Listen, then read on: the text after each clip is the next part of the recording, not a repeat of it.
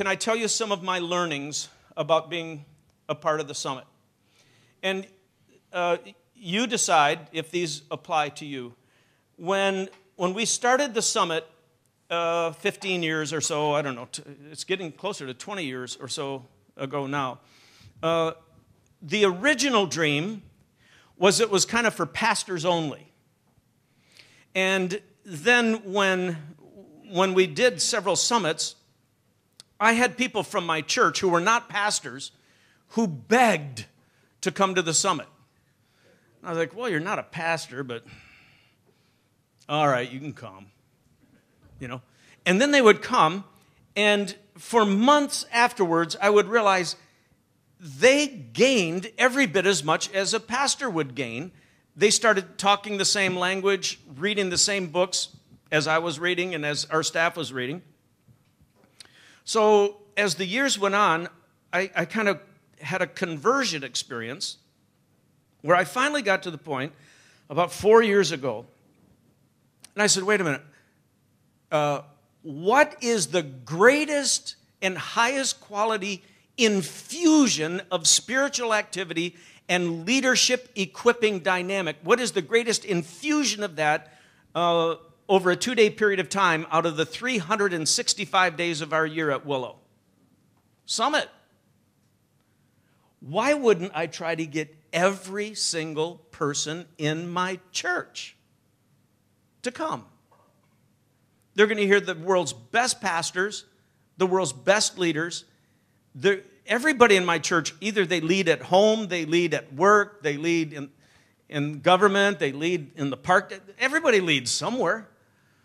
So I flipped over and I said, I'm certainly going to make it mandatory for all my elders, all my staff, all of my small group leaders, all of my key volunteers. It's mandatory for them.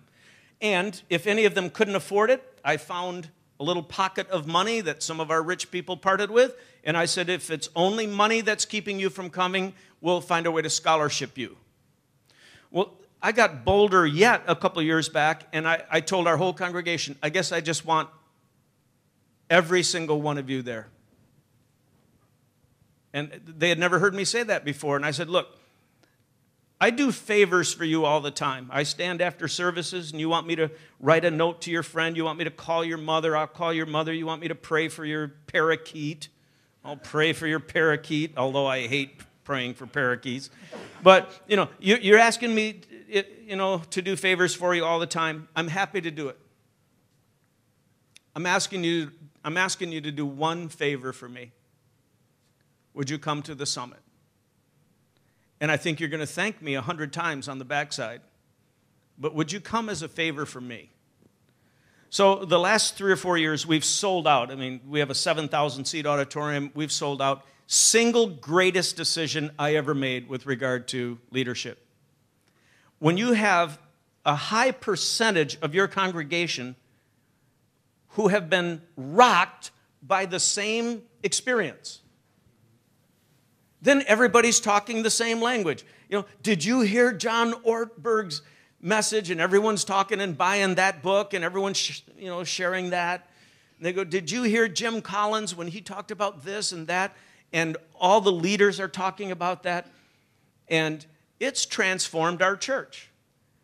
So I am humbly saying before you, this is not for pastors only.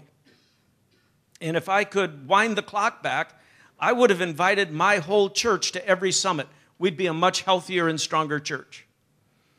Don't say your people's no for them. In other words, all they can say, if you say, would you do a favor and build it up a little bit and say, I'm coming, our whole staff is coming, we're going to experience this together.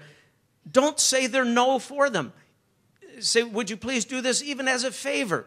Some of them are going to go, no. It's okay. Let them say no. But tons of them are going to say yes.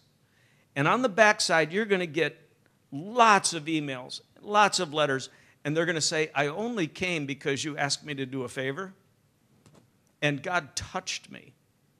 And this was fantastic. And I'm never going to think about this or that again. Someone stopped me. I'll close with this. One of the brothers stopped me, gave me his card. And he said he was at a summit in 2002, whenever it was, yeah. And God reached down at that summit in 2002, grabbed a hold of him, and redirected his whole life. I could tell you thousands of stories like that. Thousands of stories. I get them every month from all over the world. God does this kind of thing at summits. So it's your job to just get as many people from your congregation there. Get them there, then let God work. They'll all thank you on the backside. Yes? I challenge you. Yes? You're unconvinced. I gave you my best shot. And so...